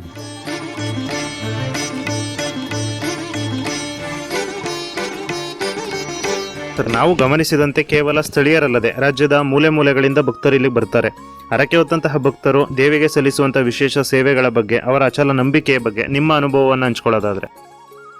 ಈ ಒಂದು ಚಿಗದಿಯಮ್ಮನವ್ರಿಗೆ ಹರಕೆ ಹೊತ್ತಂಥ ಭಕ್ತಾದಿಗಳಿಗೆ ಒಂದು ನಂಬಿಕೆ ಇದೆ. ಆ ತಾಯಿಗೆ ಹೋಗಿ ನಾನು ಹರಕೆ ತೀರಿಸಿದ್ರೆ ನನ್ನ ಕಷ್ಟ ಕಾರ್ಪಣ್ಯಗಳು ಮತ್ತು ನಾ ಕೈಗೊಂಡ ಕೆಲಸಗಳು ಸುರಕ್ಷಿತವಾಗಿ ನಡೀತಾವಂತೇಳಿ ತಮಿಳ್ನಾಡಿನಿಂದ ಒಂದು ಕುಟುಂಬ ಇದೆ. ನಾನು ಉದಾಹರಣೆಗೆ ಎಲ್ಲ ಭಕ್ತಾದಿಗಳ ಪರ ಕೊಡೋದು, ಅವರು ಪ್ರತಿ ವರ್ಷ ಯುಗಾದಿ ಹಬ್ಬದ 12 ದಿನ ತಪ್ಪದ್ರೆ 9 ದಿನಗಳಿಗೆ ಬಂದು ಅಲ್ಲಿ ಸುಮಾರು ಒಂದು 5,000 ರಿಂದ 6,000 ಜನಗಳಿಗೆ ಅನುದಾನ ಮಾಡೋದ್ರ ಜೊತೆಗೆ ಅವ್ರಿಗೆ ಬಟ್ಟನ್ನು ಸಹ ಕೊಟ್ಟು ನಮ್ಮ ಗ್ರಾಮಕ್ಕೆ ಬಂದು ಹರಕೆ ತೀರಿಸಿದೀವಿ ಅಂತ ಹೇಳಿ ಹೋಗಂತ ಒಂದು ತಮಿಳ್ನಾಡಿನ ಒಬ್ಬ ಭಕ್ತನ ನಾನು ಕಣ್ಣಾರ ನೋಡಿರೋಂಥದ್ದು. ಇವತ್ತಲ್ಲ, ನಮ್ಮ ಅಜ್ಜ ಅಂತ ವಯಸ್ಸಿನವ್ರು ಇದ್ರು ಅಲ್ಲಿಗೆ ನಾವು ಅದನ್ನ ನಿರ್ವಹಣೆ ಮಾಡಕ್ಕೆ ಒಬ್ಬರ ಕಾವಲಿಗೆ ಇಟ್ಟಿದ್ದಾನು. ಅವ್ರಿಗೆ ತುಂಬಾ ಅವ್ರ ಕುಟುಂಬಕ್ಕೆ ತುಂಬಾ ಬಟ್ಟೆ ತಗೊಂಡ್ಬಂದಿದ್ರು ಅವರು. ನಾವು ವಿಚಾರಣೆ ಮಾಡಿದಾಗ ಈ ತಾಯಿ ಭಾಳ ಹರಕೆಯನ್ನು ಒತ್ತರೆ ನಮ್ಮ ಎಷ್ಟೇ ಕಠಿಣವಾದ ಕೆಲಸಗಳಿದ್ರು ನಮ್ಮನ್ನ ಈಡೇರಿಸ್ತಾಳೆ, ನಮ್ಮ ಬೇಡಿಕೆ ಈಡೇರಿಸ್ತಾಳೆ, ನಮ್ಮ ಮಕ್ಕಳಿಗೆ ಒಳ್ಳೇದು ಮಾಡ್ತಾಳೆ ಅಂತ ಒಂದು ಅಚಲ ನಂಬಿಕೆ ಆ ಒಂದು ಕುಟುಂಬ. ಅವರು ತಮಿಳ್ನಾಡಿನವರು, ಕನ್ನಡನ ಮಾತಾಡ್ತಿದ್ರು. ಅಂತ ಒಂದು ಭಕ್ತಾದಿಗಳು ಬರೀ ತಮಿಳ್ನಾಡಲ್ಲ, ರಾಜ್ಯ ಹೊರ ರಾಜ್ಯಗಳಿಂದ ಸಹ ಯುಗಾದಿ ಹಬ್ಬಕ್ಕೆ ನಮ್ಗೆ ಕಾಣದ ರೀತಿಲಿ ಬಂದು ಅವ್ರ ಹರಕೆ ತೀರಿಸ್ತಾರೆ. ನಮ್ಗೆ ಗೊತ್ತಾಗಲ್ಲ ಅವರು, ಆದ್ರೆ ಅವ್ರು ಹರಕೆ ಹೊತ್ತಿರ್ತಲ್ಲ ಕಾಣದ. ಅವ್ರಿಗೊಂದು ಇದು ಮೈಸೂರಲ್ಲಿ ಚಾಮುಂಡೇಶ್ವರಿ, ಮಾದೇಶ್ವರನ ಬೆಟ್ಟ, ಧರ್ಮಸ್ಥಳದ ಮಂಜುನಾಥ, ಕೊಲ್ಲೂರು ಮೂಕಾಂಬಿಕೆ ಏನಿದೆ, ಹೊರನಾಡು ಶೃಂಗೇರಿ, ಮೂಗೂರು ತಿಪ್ಪಾದೇವಿ, ಇವರೆಲ್ಲ ಅಕ್ಕ ತಂಗರು, ಚಿಗದೇವಮ್ಮನ ಒಂದು ಒಡ ಹುಟ್ಟದ ಅಕ್ಕ ತಂಗರು. ಈಕೆ ಹಿಂದೆ ಹೇಳ್ತೀವಿ ನಮ್ಮ ಅಪ್ಪ ಮುತ್ತದ್ಗೆ ಕೃಷ್ಣ ಪರಮಾತ್ಮನಿಗೆ ಸಿಕ್ತಿದ್ದವಳು ಅಂತ ಹೇಳು, ಫೋಟೋಕ್ಕೂ ಸಿಕ್ತಿದ್ದಿಲ್ಲ ಅಂತ ಹೇಳ್ತಿದ್ರು ಯಾರ ಕೆಲವರು. ಆದ್ರೆ ಇತ್ತೀಚಿನ ಭಾವಚಿತ್ರಗಳಲ್ಲಿ ತಾಯಿ ಈ ರೀತಿ ಬರ್ತದಂತ ಹೇಳ್ತಾರೆ. ಅಂತ ಶಕ್ತಿ ದೇವತೆ ಉಳಗ ಹರಕೆ ಹೊತ್ತರೆ ನಮ್ಮ ಕಷ್ಟ ಯಾವುದೇ ಏನಿದ್ರು ಬಗೆಹರಿತದಂತ ಒಂದು ನಂಬಿಕೆ ಭಕ್ತಾದಿಗಳಿದೆ. ಸುಮಾರು ಕನಿಷ್ಠ ಅಂದ್ರೆ ಯುಗಾದಿ ಹಬ್ಬದ ದಿನ ಎಲ್ಲೂ ಸಹ ಜಾತ್ರೆ ನಡೆಯಲ್ಲ. ಇಟ್ನ ಆಲ್ಗಡೆ ಬಿಟ್ರೆ ಕರ್ನಾಟಕ ರಾಜ್ಯದಲ್ಲಿ ಆ ಮಾದೇಶ್ವರನ ಬೆಟ್ಟದಲ್ಲಿ ಮಾದೇಶ್ವರನ ಯುಗಾದಿ ಜಾತ್ರೆ ನಡೀತದೆ. ಮತ್ತು ಧರ್ಮಸ್ಥಳದಲ್ಲಿ ಪೂಜೆ, ಧಾರ್ಮಿಕವಾಗಿ ಪೂಜೆ ಮಾಡ್ತಾರೆ. ಏನು ಧಾರ್ಮಿಕ ಇಲಾಖೆಗಳಲ್ಲಿ ಪೂಜೆ ಪುರಸ್ಕಾರಗಳ ಮಾಡ್ತೀವನೋ ಪ್ರಧಾನ ಅರ್ಚಕರಿಂದ, ಅದೇ ರೀತಿ ಸಹ ನಾವು ಆಲ್ಗಡ ಇಟ್ನದಲ್ಲಿ ಆ ಥರನೇ ಸರ್ಕಾರಿ ಪೂಜಾ ಕಾರ್ಯಕ್ರಮಗಳನ್ನೇ ನಾವು ಮಾಡೋದು. ಅಂತ ಒಂದು ಪೂಜಾ ಕೈಕಾರ್ಯಗಳ ಸಮೇತ ನಾವು ಜಾತ್ರೆನ 3 ದಿನ ಆಡಂಬರವಾಗಿ ಭಾಳ ವೈಭವದಿಂದ ಆಚರಣೆ ಮಾಡ್ತೀವಿ. ಆ ಭಕ್ತರು ಸುಮಾರು 50 ರಿಂದ 1 ಲಕ್ಷ ಜನ ಭಕ್ತರು ಬಂದು ಹೋಗುವಂಥ ಸಂಪ್ರದಾಯ ಆಲಗಡೆಗೆ ಇದೆ. ಅಲ್ಲಿಂದ ನಮ್ಮ ಇಟ್ನಕ್ಕೆ ತಾಯಿ ಬಂದಾಗ ಸ್ವಲ್ಪ ಭಕ್ತರ ಸಂಖ್ಯೆ ಕಮ್ಮಿ ಐತೆ, ಯಾಕೆ ರಜೆ ಇರ್ತದೆ. ಕೆಲವರು ನಿಮಿತ್ತ ಮಾರನೇ ದಿನ ಹೋಗ್ಬೇಕಾಗ್ತದೆ, ಹೊಸ ಹುಡುಕುವಂತಿದೆ. ಕೆಲವರು ಮಾಂಸಾಹಾರಿಗಳಿರ್ತದೆ, ಕೆಲವು ಸಸ್ಯಾಹಾರಿಗಳಿರ್ತಾರೆ. ಅವರು ಅವರವರೇ ಗ್ರಾಮದಲ್ಲಿ ಹಬ್ಬ ಮಾಡಬೇಕಾಗಿದೆ, ಅವರವ್ರ ಕುಟುಂಬದಲ್ಲಿ ಮಾಡಬೇಕಾಗಿದೆ ಈ ಒಕ್ಕಲಿನವರು. ಅದರಿಂದ ಈ ಯುಗಾದಿ ಹಬ್ಬದ ದಿನ ಕರ್ನಾಟಕದ ಯಾವುದೇ ಮೂಲೆಯಲ್ಲಿ ನಡೆದಂಥ ಒಂದು ವೈಭವದ ಜಾತ್ರೆ ಏನೋ ನಡೆಯುತ್ತಾ ಅಂತಂದ್ರೆ ಅದು ಇಟ್ನ ಮತ್ತು ಆಲ್ಗಡೆ ಅಂತಂದ್ರೆ ಈ ಮೂಲಕ ನಾನು ನಿಮ್ಮಲ್ಲಿ ಹೇಳ್ತೀನಿ. ಈ ನೆನ್ನೆ ಒಂದು ಇಂಟರ್ವ್ಯೂಸ್ನಲ್ಲಿ ಒಬ್ಬರು 1 ಲಕ್ಷ ರೂಪಾಯಿ ನಮ್ಮ ಊರಿಗೆ ಕೊಟ್ಟರು. ಅವರು ಒಂದು ಹರಕೆ ಮಾಡ್ಕೊಂಡು ಆ ಹರಕೆ ಅವರಿಗೆ ಒಳ್ಳೇದಾಗ ಗಂಟ 1 ಲಕ್ಷ ರೂಪಾಯಿನ ಇದೀಗ ಒಂದು 4-5 ದಿವಸದಲ್ಲಿ ಊರಿಗೆ ತಂದು ಕೊಟ್ಟರು. ಆ ಆಲ್ಗಡನಲ್ಲಿ ನನಗೆ ನನ್ನ ಹೆಸರಿನ ಮೇಲೆಯೋ ಅಥವಾ ತಾಯಿ ಹೆಸರಿನ ಮೇಲೆಯೋ ನೀವು ಒಂದು ದೇವಸ್ಥಾನದ ಥರ ಕಟ್ಕೊಡಿ ಅಂದಾಗ ನಾವು ಊರಿನವರು ಅದಕ್ಕೆ ಸಹಕಾರ ಕೊಟ್ಟು ನಾವು ಅಷ್ಟು ಹಾಕಿ ನಿಮ್ಮ ಹೆಸರನ್ನು ಉಳಿಸಂಗೆ ಮಾಡಿಕೊಡ್ತೀವಿ ಅಂತ ಹೇಳಿ ಅವ್ರಿಗೆ ಭರವಸೆ ಕೊಟ್ಟು ಕಳಿಸ್ತು. ಸರ್, ಅಪಾರ ಸಂಖ್ಯೆಯಲ್ಲಿ ಬರುವಂತಹ ಭಕ್ತರಿಗೆ ಗ್ರಾಮದ ವತಿಯಿಂದ ಮತ್ತು ದೇವಸ್ಥಾನದ ಕಮಿಟಿಯ ವತಿಯಿಂದ ಯಾವ ರೀತಿ ಪ್ರಸಾದ ಮತ್ತು ಮೂಲಭೂತ ಸೌಕರ್ಯಗಳ ವ್ಯವಸ್ಥೆಯನ್ನು ಮಾಡಲಾಗಿದೆ ಅನ್ನೋದ್ರ ಬಗ್ಗೆ ತಿಳಿಸೋದಾದರೆ. ಪ್ರಸಾದ ನಾವು ಯುಗಾದಿ ಹಬ್ಬದ ದಿನ ಬರ್ತಾರಲ್ಲ ಭಕ್ತಾದಿಗಳಿಗೆ, ಅವರೇ ಭಕ್ತರು ಅರ್ಸ್ಕೊಂಡಿರ್ತಾರೆ. ನಾವು ಬರೋ ಭಕ್ತಾದಿಗಳಿಗೆ ಅನುದಾನ ಮಾಡ್ತೀವಿ ಅಂತೇಳಿ ಯುಗಾದಿ ಹಬ್ಬದ ದಿನ ನಡೆಯುವಂಥ ಒಂದು ಇದಕ್ಕೆ ಅಲ್ಲಿ ಅವರು 3-4 ಕೌಂಟರ್ ಮಾಡಿ ಆ ಬರೋ ಭಕ್ತಾದಿಗಳನ್ನ ನಾವು ಟ್ರಸ್ಟ್ನವ್ರು ಆಗಲಿ ಗ್ರಾಮಸ್ಥರು ಅವಾಯ್ಡ್ ಮಾಡೋಕ್ಕಲ್ಲ. ಜನ ಅಪಾರವಾಗಿರೋದ್ರಿಂದ ನಾವು ದೇವ್ರ ಮೇಲೆ ಲಿಗಿರ್ತ ನಮ್ಮ ಲಿಗ ಇಲ್ಲ, ಅದನ್ನ ಅವ್ರು ಅಲ್ಲೇ ಮಾಡ್ತಾರೆ. ಆದ್ರೆ ಮಾರನೇ ದಿನಕ್ಕೆ ಬರೋಂಥ ಭಕ್ತಾದಿಗಳು ಏನು 20ನೇ ತಾರೀಕು 19ನೇ ತಾರೀಕು 20ನೇ ತಾರೀಕು ಭಕ್ತಾದಿಗಳು ಶುದ್ಧವಾದ ಸಸ್ಯಾಹಾರ ಊಟ ಎಲ್ರಿಗೂ ಪ್ರತಿಯೊಬ್ಬರಿಗೂ. ಅದು ಎಷ್ಟು ಜನ ಬರ್ತಾರೆ ಭಕ್ತಾದಿಗಳ ಕಪಿಲ ನದಿ ದಡ ಇಟ್ನದಲ್ಲಿ ಕಪಿಲ ನದಿ ಅಲ್ಲಿ ಶುದ್ಧವಾದ ಸಸ್ಯಾಹಾರಿ ಊಟ, ಶುದ್ಧವಾದ ನೀರು, ಫಿಲ್ಟರ್ ನೀರು, ಮತ್ತು ಅವರು ಬಂದ ಪ್ರಸಾದನ ಸರಾಸರಿ ಸ್ವೀಕರಿಸಾಗ ಪೊಲೀಸ್ ಇಲಾಖೆ ಸಹಕಾರ ಭಾಳ ಅಚ್ಚುಕಟ್ಟಾಗಿ ಯಾವುದಕ್ಕೂ ಚ್ಯುತಿ ಬರ್ದಂಗೆ ನಾವು ಗ್ರಾಮಸ್ಥರು ಪ್ರತಿ ವರ್ಷ ನಡೆಸ್ಕೊಂಡು ಬರ್ತೀವಿ. ನಾವು ಗ್ರಾಮನೇ ನಿಂತು ಅಲ್ಲಿ ಯಾವುದು ಅಪಾಯ ಒಂದು ಜಗಳ ಕಲ ಆಗಬಾರ್ದು ರೀತಿಲಿ ಭಾಳ ಹುಷಾರಾಗಿ ನಾವು 100 ಜನ ನಿಂತ್ಕೊಂಡು ಅಲ್ಲಿ ಆ ಜಾತ್ರೆನ ಭಾಳ ಒಂದು ಭಕ್ತಿಯಿಂದ ಆಚರಿಸ್ತೀವಿ ನಾವು. ಆ ತಾಯಿನ ತಂದಾಗ ಇಲ್ಲಿ ದೇವಸ್ಥಾನದಲ್ಲಿ ಮಡಗಿ ಬೆಳಗಿಂಜಕ್ಕೂ ವಿನಯ ಪ್ರಸಾದಗಳನ್ನ ಆ ತಾಯಿಗೆ ಅರ್ಪಿಸಿ ಬೇಕಾದಷ್ಟು ಒಂದು ಜನಗಳಿಗೆಲ್ಲ ಒಟ್ಟು ನಾವು ರಕ್ಷಣೆ ಮಾಡ್ತೀವಿ. ಈ ಒಂದು ಜಾತ್ರೆ ಎಷ್ಟು ದಿನಗಳವರೆಗೆ ನಡೆಯುತ್ತೆ, ಜೊತೆಗೆ ಆ ದಿನಗಳ ವಿಶೇಷತೆ ಏನು, ಪ್ರಮುಖವಾಗಿ ಯಾವ ದಿನ ಅತಿ ಹೆಚ್ಚಾಗಿ ಜನಸಂದಣಿ ಇರುತ್ತದೆ ಮತ್ತು ಆ ದಿನದ ವಿಶೇಷತೆ ಏನು ಅನ್ನೋದ್ರ ಬಗ್ಗೆ ತಿಳಿಸೋದಾದ್ರೆ? ನಮ್ಮಲ್ಲಿ 19ನೇ ತಾರೀಕು ಜಾತ್ರೆ ಪ್ರಾರಂಭ ಆಗುತ್ತೆ ಆಲ್ಗಡದಲ್ಲಿ. ಅದರ ಮಾರನೇ ದಿನ 20ನೇ ತಾರೀಕು ಇಲ್ಲಿ ಜನ ಕ್ರೌಡ್ ಇರುತ್ತೆ. ಇಲ್ಲಿ ನಾವು ವಿಶೇಷವಾಗಿ ಅವತ್ತಿಗೆ ಒಂದು ಸುಮಾರು 6ರಿಂದ 7 ಕಲಾ ತಂಡಗಳ ಸಮೇತ, ಬ್ಯಾಂಡ್ ಸೆಟ್ಟು, ಮಂಗಳವಾದ್ಯಗಳ ಸಮೇತ ಗ್ರಾಮದ ಪ್ರಮುಖ ಬೀದಿಗಳಲ್ಲಿ ಬೆಳಗ್ಗೆ 8:30 ಕಪಿಲನದಿಯಿಂದ ಹೊರಟ್ರೆ ದೇವರು ಸಂಜೆ 6 ಗಂಟೆ ತನಕ ಅದ್ದೂರಿಯಾದ ಮೆರವಣಿಗೆ. ಮಹಿಳೆ ವೀರಗಾಸ, ಮಹಿಳೆ ಡೊಳ್ಳು ಕುಣಿತ, ಪುರುಷರು ಡೊಳ್ಳು ಕುಣಿತ, ಮಂಗಳವಾದ್ಯ, ಬ್ಯಾಂಡ್ ಸೆಟ್ಟು ಸಮೇತ ಭಾಳ ಜನ ಜಾಸ್ತಿ. ಮತ್ತು ಅವತ್ತೇ ಪ್ರಸಾದ ಇರ್ತದೆ ಅವತ್ತೇ. ಅದರಿಂದ 20ನೇ ತಾರೀಕು ಶುಕ್ರವಾರ ದಿನ ಭಾಳ ಜನಸಂಖ್ಯೆಯಿಂದ ಕೂಡಿರ್ತದೆ. ಬಂದ ಅತಿಥಿಗಳನ್ನು ಮಾತಾಡ್ಸೋಕ್ಕಾಗದೆ ಅಂತ ಒಂದು ಸಂದರ್ಭ ನಮ್ಮ ಗ್ರಾಮದವ್ರಿಗೆ ಇರ್ತದೆ. ನಾವು ವರ್ಷಕ್ಕೊಂದ್ಸಲಿ ತಾಯಿ ಬತ್ತಾಳ, ನಮ್ಮ ಅವ್ವ ಬತ್ತಾಳ, ನಮ್ಮ ಅವ್ವ ನಾವು ಚೆನ್ನಾಗಿ ನೋಡ್ಕೋಬೇಕು ಅಂತೀವಲ್ಲ, ಆ ಟೈಪ್ ನಾವು ನೋಡೋಕೆ ಕಾತುರದಿಂದ ಇರ್ತೀವಿ. ಸರ್, ಈ ಒಂದು ಜಾತ್ರೆ ಯಾವುದೇ ಒಂದು ಜಾತಿ ಮತದ ಭೇದವಿಲ್ಲದೆ ಎಲ್ಲ ಧರ್ಮದ ಜನರನ್ನ ಹೇಗೆ ಒಗ್ಗೂಡಿಸ್ತಾ ಇದೆ? ಇಲ್ಲಿನ ಒಂದು ಸಾಮುದಾಯಿಕ ಸೌಹಾರ್ದತೆಯ ಬಗ್ಗೆ ನಿಮ್ಮ ಅಭಿಪ್ರಾಯವನ್ನು ತಿಳಿಸೋದಾದ್ರೆ? ನಮ್ಮ ಜಾತ್ರೆ ಕರ್ನಾಟಕದಲ್ಲಿ ಜಾತಿ ಭೇದ ಇಲ್ಲ. ಫಸ್ಟ್ ಹೇಳ್ತೀನಿ ನಾನು, ನಮ್ಮ ಊರಿನಲ್ಲಿ ಎಲ್ಲ ಜಾತಿಯವರು ಒಟ್ಟಾಗಿ ಆಚರಣೆ ಮಾಡೋದು ಏನಾದ್ರು ಒಂದು ಜಾತ್ರೆ ಇದ್ರೆ ಅದು ಚಿಕ್ಕದೇವಮ್ಮ ಜಾತ್ರೆ.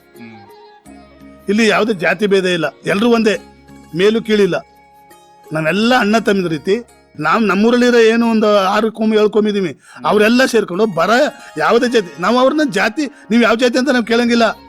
ದೇವಾಲಯಕ್ಕೆ ಬರ್ತಾರೆ, ಪೂಜೆ ಮಾಡಿಸ್ತಾರೆ, ಅಮ್ಮನೋರ್ತಾರ, ಎಷ್ಟೋ ಜನ ಭಕ್ತರು ಅಮ್ಮನೋರ್ತಾರ. ಅವ್ರನ್ನ ಕೇಳಕ್ಕಂತನು. ಈಗ ನಾವು ಯುಗಾದಿ ಹಬ್ಬದ ದಿನ ಏನು 19ನೇ ತಾರೀಕಿದೆ, ಬೆಟ್ಟದಿಂದ ಕಾಲ್ನಡಿಗೆಲೇ ಬರೋದು ತಾಯಿ ಹೊತ್ಕೊಂಡು ಊರಕ್ಕೆ ಕಿತ್ತಾಡ್ತಾರೆ. ಯಾವುದೇ ಜಾತಿ ಕುಲ ಇಲ್ಲ, ಇಲ್ಲಿ ಎಲ್ಲ ಒಂದ್ರೆ ಮನುಷ್ಯರು. ನಮ್ಮಲ್ಲಿ ಪ್ರೀತಿ ಕೊರತೆ ಇಲ್ಲ. ಅದರಿಂದ ನಾವು ಭಾಳ ಸಂತೋಷವಾಗಿ ಬಂದವ್ರನ್ನ ಸಂತೃಪ್ತಿಯಾಗಿ ಅವ್ರನ್ನ ಪ್ರೀತಿಯಿಂದ ಮಾತಾಡಿಸಿ ಅವ್ರನ್ನ ಕಳಿಸೋಂಥ ಜವಾಬ್ದಾರಿ. ಯಾವುದೇ ಜಾತಿ ಭೇದ ಇಲ್ಲ, ಎಲ್ಲ ನಾವು ಅಣ್ಣ ತಮ್ಮಿದ್ರು ಅಂತೇಳಿ ಸೌಹಾರ್ದತೆಯಿಂದ ಪ್ರೀತಿ ವಾತ್ಸಲ್ಯದಿಂದ ಕಂಡು ಈ ಜಾತ್ರೆ ಕರ್ನಾಟಕದಲ್ಲಿ ಮಾದರಿ ಆಗಬೇಕು. ಹಿಟ್ಟನ್ನ ಕರ್ನಾಟಕದ ಭೂಪಟದಲ್ಲಿ ಹೆಸರಿರಬೇಕು, ಎಲ್ಲೋದ್ರೂ ಹಿಟ್ಟನ್ನ ಕೊಂಡೊಯ್ಯಬೇಕು ಅನ್ನೋದೇ ನಮ್ಮ ಗುರಿ, ನಮ್ಮ ಗ್ರಾಮಸ್ಥರ ಆಸೆ. ಅದರಿಂದ ಯಾವುದೇ ಜಾತಿ ಭೇದ ಇಲ್ಲದೆ ಸಮಾನಾಗಿ ಈ ಜಾತ್ರೆನ ಭಾಳ ಅದ್ದೂರಿಯಾಗಿ ಆಚರಣೆ ಮಾಡ್ಕೊಂಡು ಹೋಗೋದಕ್ಕೆ ನಾವು ತಿಂಗಳ ಸಭೆ ಸೇರಿ ಯಾವುದು ಚ್ಯುತಿ ಬರಬಾರ್ದು, ಯಾರಿಗೂ ಧಕ್ಕೆ ಆಗಬಾರ್ದು, ಎಲ್ಲರೂ ಅಹಿತಕರ ಘಟನೆ ನಡೀಬಾರ್ದು. ಪೊಲೀಸ್ನವ್ರು ಹೆಂಗೆ ಕಾಯ್ತಾರೆ ಹಂಗೆ ಪೊಲೀಸು ನಾವು ನಮ್ಮ ಗ್ರಾಮದವರು ಒಬ್ಬೊಬ್ಬ ಪೊಲೀಸ್ ಆಗಿ ಈ ಜಾತ್ರೆನ ಕಣ್ಗಾವಲಾಗಿ ಈ ಜಾತ್ರೆ ಯಶಸ್ಸು ಮಾಡಿ ತಾಲೂಕು ಆಡಳಿತಕ್ಕೆ ಒಳ್ಳೆ ಹೆಸರು ಕೊಡೋ ಮುಖಾಂತರ, ಒಂದು ಮೆಸೇಜ್ ಕಳಿಸೋ ಮುಖಾಂತರ ಟ್ರಸ್ಟ್ಗೆ ಒಳ್ಳೆ ಹೆಸರು ತಗೊಳಕ್ಕೆ ಈ ಜಾತ್ರೆನ ನಾವು ಆಚರಣೆ ಮಾಡ್ಕೊಂಡು ಬರ್ತೀವಿ. ಸರ್, ಇಂದಿನ ಕಾಲದ ಜಾತ್ರೆಗೂ ಮತ್ತು ಇಂದಿನ ಆಧುನಿಕ ಕಾಲದ ಜಾತ್ರೆಗೂ ನೀವು ಕಾಣ್ತಾ ಇರುವಂತಹ ಮುಖ್ಯ ಬದಲಾವಣೆಗಳೇನು? ನಮ್ಮ ಜಾತ್ರೆ ಭಾಳ ಬದಲಾವಣೆಯಾಗಿ ನಮಗೆ ನೋಡೋಕೆ ಒಂಥರ ಆನಂದ. ಇಂದ ದೇವರೇ ಕಾಣ್ತಿತ್ತಿಲ್ಲ, ಅಷ್ಟು ಕತ್ಲು. ಬೆಟ್ಟದಿಂದ ದೇವ್ರು ತರಬೇಕಾದ್ರೆ ಅದ್ಯಾವುದು ಪೆಂಜಿಗೆ ಏನು ಹಾಕಿ ಅದನ್ನು ಮಾಡಿ ತತ್ತಿದ್ದೋ. ಆಮದು ಆವಾಗ ಭಕ್ತಿ ಕಮ್ಮಿ ಇತ್ತು ಬಿಡಿ. ಒಂದು ರೀತಿ ಹೇಳ್ಬೇಕಂದ್ರೆ ನಾವು ದೇವ್ರವರಕ್ಕೆ ಸರದಿ ಮಾಡ್ಕೊಂಡು ಹೋಗ್ಬೇಕಾಗಿತ್ತು. ಆಗ ನಮ್ಮ ಮಾಲ್ನಟ್ಟಿ ಅಂತಿದೆ ಅಂದರೆ ಚಿಕ್ಕದೇವಮ್ಮನವ್ರು, ಅವ್ರನ್ನೇ ನೀವು ಹೋಗಿ ನಾವು ಒಳೆಮನಟ್ಟಿ ನಾವೊಂದು ಕೆಲಸ ಮಾಡಿ ಈ ಥರ ವಹಿಸ್ಕೊತಾ ಇದ್ದೋ. ಆದರೆ ಇವತ್ತು ವೈಜ್ಞಾನಿಕವಾಗಿ ಏನು ಬೆಳೆದಿದೆ, ಇವತ್ತು ಆಕಾಶದಿಂದ ಎದ್ದು ಬರ್ತದೆ ತಾಯಿ, ಆ ಟೈಪ್ ಮಾಡ್ತೀವಿ. ನೀವು ಸಹ ಬಂದು ನೋಡಿ ಅಂತ ಹೇಳಿ ನಿಮ್ಮಲ್ಲಿ ಮನವಿ ಮಾಡ್ತೀವಿ. ಆ ಚಿಕ್ಕದೇವನಿಗೂ ಇಲ್ಲಿ ಒಳೆಯಮ್ಮ ಅಂತ ಇವ್ರಿಗೂ ಅಕ್ಕ ತಂಗಿ ಇರ್ತಾರೆ. ನಾವು ಅವಳನ್ನು ಎಷ್ಟು ಭಕ್ತಿಯಿಂದ ಪೂಜಿಸ್ತೀವಿ ಮಾಡ್ತೀವಿ ಹಬ್ಬನ, ಅಷ್ಟೇ ಭಕ್ತಿಯಿಂದ ಈ ತಂಗಿಗೂ ಕೂಡ ಇವಳ ಹೆಸರು ಒಳೆಯಮ್ಮ ಅಂತ, ಇವಳಿಗೂ ಕೂಡ ಅದೇ ರೀತಿಯಾಗಿ ನಾವು ಭಕ್ತಿಪೂರ್ವಕವಾಗಿ ನಡ್ಕೊಂಡು ಹೋಗ್ತಾ ಇದ್ದೀವಿ. ಇಂದಿನ ಒಂದು ಈ ಯುವ ಪೀಳಿಗೆ ಈ ಪರಂಪರೆಯನ್ನು ಉಳಿಸ್ಕೊಂಡು ಹೋಗೋದಕ್ಕೆ ಯಾವ ರೀತಿ ಒಂದು ಪ್ರೇರೇಪಣೆ ಅಗತ್ಯವಾಗಿದೆ? ನಾವು ನೀವು ಫಸ್ಟೇ ಕೇಳಿದ್ರಿ ನಮ್ಮನ್ನು, ಒಂದು ತಿಂಗಳಿಂದ ಸಭೆ ಮಾಡೋದು ನಾವು ಯುವಕರಲ್ಲಿ ಮನವಿ ಮಾಡ್ತಾ ಇದ್ವಿ. ಯುವಕರು ಹೆಚ್ಚೆಚ್ಚು ಧಾರ್ಮಿಕ ಒಂದು ಕೆಲಸಗಳಲ್ಲಿ, ಊರಿನ ಅಭಿವೃದ್ಧಿ ಕೆಲಸಗಳಲ್ಲಿ, ಗ್ರಾಮದ ಸ್ವಚ್ಛತೆಗಳಲ್ಲಿ ಹೆಚ್ಚೆಚ್ಚಿಗೆ ಭಾಗವಹಿಸಿ ಅಂತ. ಈಗ ಏನಾಗಿದೆ ಅಂದರೆ ಎಲ್ಲರ ಕೈಲೂ ಮೊಬೈಲ್ ಬಂದಿದೆ. ಹುಡುಗರು ತಂದೆ ತಾಯಿಗಳ ಮಾತನ್ನ ಕೇಳಲ್ಲ. ನಾವೇನಾದ್ರು ಹೇಳಕ್ಕೆ ಹೋದ್ರೆ ತಪ್ಪು ಮೆಸೇಜನ್ನು ಹುಡುಗರು ನಮ್ಮ ಭಾಗ ಪಾಸ್ ಮಾಡ್ತಾರೆ. ಯಾವ ಹುಡುಗರಿಗೂ ಹೇಳೋಂಥ ಸ್ಥಿತಿ ಇಲ್ಲ. ಅದರಿಂದ ನಾವು ಗೊತ್ತಿರು ಗೊತ್ತಿಲ್ಲ ನಂಗೆ ಹೋಗೋಂಥ ಪರಿಸ್ಥಿತಿ ನಮ್ಮ ಒಂದು ಕಡೆ ಇದ್ರೆ, ಇದು ಯಶಸ್ವಿ ಆಗಬೇಕಾದ್ರೆ ಯುವಕರ ಪಾತ್ರ ಭಾಳ ಮುಖ್ಯ. ಯುವಕರು ಅತಿ ಹೆಚ್ಚು ಭಾಗವಹಿಸಿದ್ರೆ ಯುವಕರಿಗೆ ಈ ಪಾರಂಪರಿಕ ಏನು ನಮ್ಮ ತಾತ ಮುತ್ತಾತ ಮಾಡ್ಕೊಂಬಂದ್ರೆ ಗೊತ್ತಾಗುತ್ತೆ. ಈಗ ಯುವಕರಿಗೆ ಏನು ಸಾಮಾಜಿಕ ನಾಟಕ ಆಡಬೇಕು, ಬ್ಯಾಂಡ್ ಸೆಟ್ ಬಂದಾಗ ಅವ್ರ ಹತ್ರ ಕುಣಿಬೇಕು. ತಂದೆ ತಾಯಿಗಳ ಜವಾಬ್ದಾರಿ ಕಡಿಮೆ. ನಾನು ನೇರವಾಗಿ ನಿಮ್ಮ ಸುದ್ದಿವಾಹಿನಿ ಮುಖಾಂತರ ಮಾತಾಡೋದು. ದಯಮಾಡಿ ಯುವಕರಿಗೆ ನಾನು ಒಂದು ಮನವಿ ಮಾಡ್ತೀನಿ, ಈ ಜಾತ್ರೆಗಳಲ್ಲಿ ಇಂಥ ವಿಚಾರಗಳಲ್ಲಿ ಗ್ರಾಮದ ಅಭಿವೃದ್ಧಿ ವಿಚಾರಗಳಲ್ಲಿ ಅತಿ ಹೆಚ್ಚಾಗಿ ಪಾಲ್ಗೊಳ್ಳೋದ್ರ ಮುಖಾಂತರ ಈ ಜಾತ್ರೆ ಯಶಸ್ವಿಗೊಳಿಸ್ಕೊಡ್ಬೇಕು. ಯುವಕರು, ಯುವ ಮಿತ್ರರು, ಸಂಘ ಪದಾಧಿಕಾರಿಗಳು, ಸ್ಟೂಡೆಂಟ್ಗಳಿದ್ದಾರೆ, ಇಲ್ಲಿ ನೌಕರರು, ವಿದ್ಯಾವಂತರಿದ್ದಾರೆ, ಅವರೆಲ್ಲ ಅತಿ ಹೆಚ್ಚಾಗಿ ಈ ಗ್ರಾಮನ ಕೊಂಡೊಯ್ಯಬೇಕು, ಒಳ್ಳೆ ಒಂದು ಮುಖ್ಯವಾಹಿನಿ ತರಬೇಕು ಅನ್ನೋದು ನಾನು ಅವ್ರ ಮುಖಾಂತರ, ನಿಮ್ಮ ಮುಖಾಂತರ ನಾನು ಅವರಲ್ಲಿ ಮನವಿ ಮಾಡ್ತೀನಿ.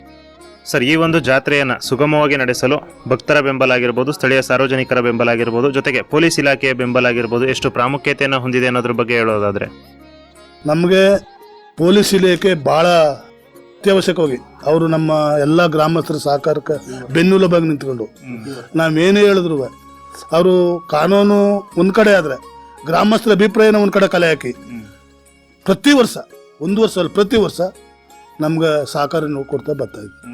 ಮತ್ತು ಜೊತೆಗೆ ತಾಲೂಕು ದಂಡಾಧಿಕಾರಿಗಳಾದಂಥ ಮಾನ್ಯ ಮೋಹನ್ ಕುಮಾರ್ ತಹಸೀಲ್ದಾರ್ ಅವರು ನಮಗೆ ಎಲ್ಲ ರೀತಿಯಲ್ಲಿ ಸಹಕಾರ ಸಲಹೆ ಕೊಡ್ತಾರೆ. ಮತ್ತು ಮುಜರಾಯಿ ಇಲಾಖೆಯವರು, ಮತ್ತು ಸೆಸ್ಕಾಂ KB ಇಲಾಖೆಯವರು, ಆರೋಗ್ಯ ಇಲಾಖೆಯವರು, ಸಾರಿಗೆ ಇಲಾಖೆಯವರು ಎಲ್ಲರೂ ಸಹ ನಮ್ಮ ಮನವಿನ ಅವರು ಆಲಿಸಿ ನಮ್ಮ ಗ್ರಾಮಕ್ಕೆ ಏನು ಬೇಡಿಕೆ ಇದೆ, ನಾವು ಏನು ಹೇಳ್ತೀವಿ ಹಬ್ಬಕ್ಕೆ ಒಂದು ವಾರ ಅಂತಲೇ ಅಲರ್ಟ್ ಆಯ್ತಾರೆ. ಅವರು ಒಬ್ಬರ ಬಗನ ಹೇಳೋದಲ್ಲ, ಒಂದು ವಾರ ಅಂತಲೇ ಅಲರ್ಟ್ ಆಯ್ತಾರೆ. RI ಆಗ್ಬೋದು, VA ಆಗ್ಬೋದು, ಗ್ರಾಮ ಸೇವಕರು ಆಗ್ಬೋದು, ನಮ್ಗೆಲ್ಲರೂ.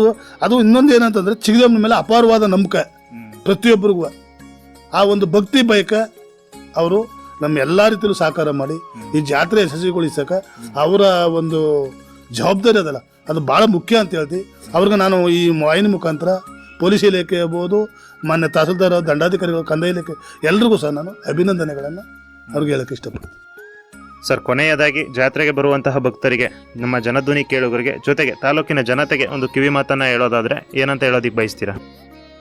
ನಾನು ಹೇಳೋದೇನೆಂದ್ರೆ, ಈ ಜಾತ್ರೆ ಬರೋಂಥ ಎಲ್ಲ ಭಕ್ತರಿಗೂ ಆ ತಾಯಿ ಆರೋಗ್ಯ ಕೊಡಲಿ ಅಂತ ನಾನು ಆ ತಾಯಿಯಲ್ಲಿ ಮನವಿ ಮಾಡ್ತೀನಿ, ಪ್ರಾರ್ಥನೆ ಮಾಡ್ತೀನಿ. ಅವಳನ್ನ ಬೇಡ, ಈ ಗ್ರಾಮ ಒಳ್ಳೆ ಶಾಂತಿಯಿಂದ ಹೋಗೋಕೆ ಅವರೆಲ್ಲರೂ ಸಹಕಾರ ಇದ್ದಾರೆ. ಬಂದಂಥ ಭಕ್ತಾದಿಗಳು ಯಾವುದೇ ಅಹಿತಕರ ಘಟನೆಯನ್ನು ಮರುಕಳಿಸ್ತಂತೆ, ಯಾವುದೋ ಗಲಾಟೆ ಮಾಡ್ದಂತೆ ಶಾಂತಿಯುತವಾಗಿ ಹೋಗಿ ನಮ್ಮ ಊರನ್ನ ಒಂದು ಒಳ್ಳೆ ಹೆಸರು ತರಲಿ. ನಮ್ಮ ಊರಿಗೆ ಯಾರು ಯಾವುದೇ ಥರದಲ್ಲಿ ಕಿರಿಕಾಗಬಾರ್ದು. ಆ ತಾಯಿಲಿ ಇವತ್ತಿನಿಂದ ಕೈ ಮುಗಿದು ಪ್ರಾರ್ಥನೆ ಮಾಡ್ತೀನಿ, ಒಬ್ಬ ಟ್ರಸ್ಟ್ ಅಧ್ಯಕ್ಷನಾಗಿ ಪ್ರತಿಯೊಬ್ಬರಿಗೂ ಒಳ್ಳೆ ಬುದ್ಧಿ ಕೊಡಲಿ, ಆ ಜಾತ್ರೆ ಮಾಡೋಕೆ ಒಳ್ಳೆ ಅವ್ರಿಗೆ ಮನಸ್ಸಿರಲಿ ಅಂತ ಹೇಳ್ತಾ, ಬರೋ ಭಕ್ತಾದಿಗಳ ಪ್ರತಿಯೊಬ್ಬರಿಗೂ ಆ ಭಗವಂತ, ಆ ತಾಯಿ ಚಿಗದೇವಮ್ಮ ಆರೋಗ್ಯ ಕೊಡಲಿ. ಎಲ್ರಿಗೂ ನಮ್ಮ ಊರಿಗೆ ಒಳ್ಳೆ ಮಳೆ ಬೆಳೆ ಆಗಲಿ, ನಮ್ಮ ಮಕ್ಕಳಿಗೆಲ್ಲ ಆರೋಗ್ಯ ಕೊಡಲಿ, ನಮ್ಮ ಊರನ್ನ ಚೆನ್ನಾಗಿಟ್ಟಿರಲಿ, ನಮ್ಮೂರು ಮತ್ತೆ ಆರ್ಥಿಕವಾಗಿ ಪುನರುದ್ಧಿ ಆಗಲಿ ಅಂಥೇಳಿ ಆ ತಾಯಿಯಲ್ಲಿ ಪ್ರಾರ್ಥನೆ ಮಾಡ್ತಾ, ಸಹಕಾರಿ ಸಹ ಮಾಡಿದಂಥ ಎಲ್ಲ ಇಲಾಖೆಯವರಿಗೂ ಧನ್ಯವಾದಗಳು ಹೇಳ್ತಾ, ಮೊದಲಾಗಿ ನಿಮಗೂ ಸಹ ನಾನು ನಮ್ಮ ಗ್ರಾಮನ ಒಂದು ಒಳ್ಳೆ ರೀತಿ ಕೊಂಡೊಯ್ಯಲಿ, ಈ ಗ್ರಾಮಕ್ಕೆ ಒಂದು ಒಳ್ಳೆಯ ಹೆಸರು, ಮೈಸೂರು ಜಿಲ್ಲೆಯಲ್ಲಿ ಇಟ್ನ ಗ್ರಾಮ ತಿರುಗನೋಡ್ಲಿ ಜನಗಳು ಆ ರೀತಿ ಮಾಡಿ ಅಂತ ನಿಮ್ಮಲ್ಲಿ ಕೈ ಮುಗಿದು ಪ್ರಾರ್ಥನೆ ಮಾಡ್ತಾ ನಿಮಗೆ ನಮಸ್ಕರಿಸ್ತಾ ನಾನು ಮಾತನಾಡ್ತೀನಿ. ಈ ಪರಂಪರೆ ಕೇವಲ ಒಂದು ಜಾತ್ರೆಯಲ್ಲ, ಇದು ಸಾವಿರಾರು ಭಕ್ತರ ನಂಬಿಕೆ ಮತ್ತು ಸಂಸ್ಕೃತಿಯ ಜೀವಂತ ಸಂಕೇತ. ನಮ್ಮ ಬಿಡುವಿಲ್ಲದ ಜೀವನದ ನಡುವೆ ಇಂತಹ ಪುಣ್ಯ ಕ್ಷೇತ್ರಗಳಿಗೆ ಮತ್ತು ಪುರಾತನ ಜಾತ್ರೆಗಳಲ್ಲಿ ಪಾಲ್ಗೊಳ್ಳುವುದರಿಂದ ಮನಸ್ಸಿಗೆ ನೆಮ್ಮದಿ ಸಿಗುವುದಷ್ಟೇ ಅಲ್ಲದೆ, ನಮ್ಮ ಪೂರ್ವಜರು ಉಳಿಸಿ ಹೋದ ಇಂತಹ ಭವ್ಯ ಪರಂಪರೆಯನ್ನು ಮುಂದಿನ ಪೀಳಿಗೆಗೆ ದಾಟಿಸುವ ಜವಾಬ್ದಾರಿ ಕೂಡ ನಮ್ಮ ಮೇಲಿದೆ. ನಮಗಾಗಿ ಇಷ್ಟೊಂದು ಅಮೂಲ್ಯ ಸಮಯ ನೀಡಿ ನಮ್ಮೊಂದಿಗೆ ಇಷ್ಟೆಲ್ಲ ಅಮೂಲ್ಯ ಮಾಹಿತಿಯನ್ನು ಹಂಚಿಕೊಂಡಿದ್ದಕ್ಕಾಗಿ ತಮಗೆ ತುಂಬ ಹೃದಯದ ಧನ್ಯವಾದಗಳು ಸರ್. ನಿಮಗೂ ಸಹ ಧನ್ಯವಾದಗಳು ಹೇಳ್ತಾ, ನಮ್ಮ ಗ್ರಾಮಕ್ಕೆ ಬಂದು ನಿಮ್ಮ ಕರ್ತವ್ಯವನ್ನು ಸಹ ಬಿಟ್ಟು ನಮ್ಮ ಗ್ರಾಮಕ್ಕೆ ಬಂದು ನಮ್ಮನ್ನು ಸಂದರ್ಶನ ಮಾಡಿದಂಥ ನಿಮಗೆ ಒಳ್ಳೆಯದಾಗಲಿ, ಆ ಚಿಗದೇವಮ್ಮ ಮುಂದಿನ ದಿನಗಳಲ್ಲಿ ಒಳ್ಳೆಯ ಅಧಿಕಾರ ಕೊಡಲಿ ಅಂತ ಪ್ರಾರ್ಥನೆ ಮಾಡ್ತಾ ನಾನು ಮಾತು ಮುಗಿಸ್ತೀನಿ. ಧನ್ಯವಾದಗಳು ಸರ್. ಪ್ರಿಯ ಕೇಳುಗರೆ, ಇದುವರೆಗೂ ನಮ್ಮೂರ ವೈಭವ ಕಾರ್ಯಕ್ರಮದಲ್ಲಿ ಸರಗೂರು ತಾಲೂಕಿನ HD ಕೋಟೆ ಮತ್ತು ಸರಗೂರು ತಾಲೂಕುಗಳಲ್ಲೇ ಅತ್ಯಂತ ಪ್ರಸಿದ್ಧವಾದ ಜಾತ್ರೆಯಾದ ಹಾಲುಗಡ ಮತ್ತು ಇಟ್ನಾದ ಶ್ರೀ ಚಿಕ್ಕದೇವಮ್ಮನವರ ಹಬ್ಬ ಮತ್ತು ಜಾತ್ರೆಯ ಕುರಿತು ಶ್ರೀ ಚಿಕ್ಕದೇವಮ್ಮನವರ ದೇವಸ್ಥಾನದ ಸೇವಾಭಿವೃದ್ಧಿ ಹಾಗೂ ಹಾಲುಗಡ ಜಾತ್ರಾಭಿವೃದ್ಧಿ ಟ್ರಸ್ಟ್ನ ಅಧ್ಯಕ್ಷರಾಗಿರುವ ಶ್ರೀಯುತ ದೊಡ್ಡವೀರನಾಯಕರವರು ಹಾಗೂ IB ರವಿಕುಮಾರ್ ಅವರಿಂದ ಮಾಹಿತಿಯನ್ನು ತಿಳಿದುಕೊಂಡೆವು. ಇದೇ ರೀತಿ ಮತ್ತೊಂದು ದೇವಾಲಯದ ವಿಶೇಷತೆ ಕುರಿತು ಮುಂದಿನ ನಮ್ಮೂರು ವೈಭವ ಕಾರ್ಯಕ್ರಮದಲ್ಲಿ ತಮ್ಮೆಲ್ಲರನ್ನೂ ಭೇಟಿಯಾಗುತ್ತೇನೆ. ಅಲ್ಲಿಯವರೆಗೂ ಕೇಳ್ತಾ ಇರಿ ಜನಧ್ವನಿ ಸಮುದಾಯ ಬಾನುಲಿ ಕೇಂದ್ರ 90.8 ಕಂಪನಾಂಕದಲ್ಲಿ ಸರಗೂರಿನಿಂದ ಪ್ರಸಾರವಾಗುತ್ತಿದೆ. ಧನ್ಯವಾದಗಳು.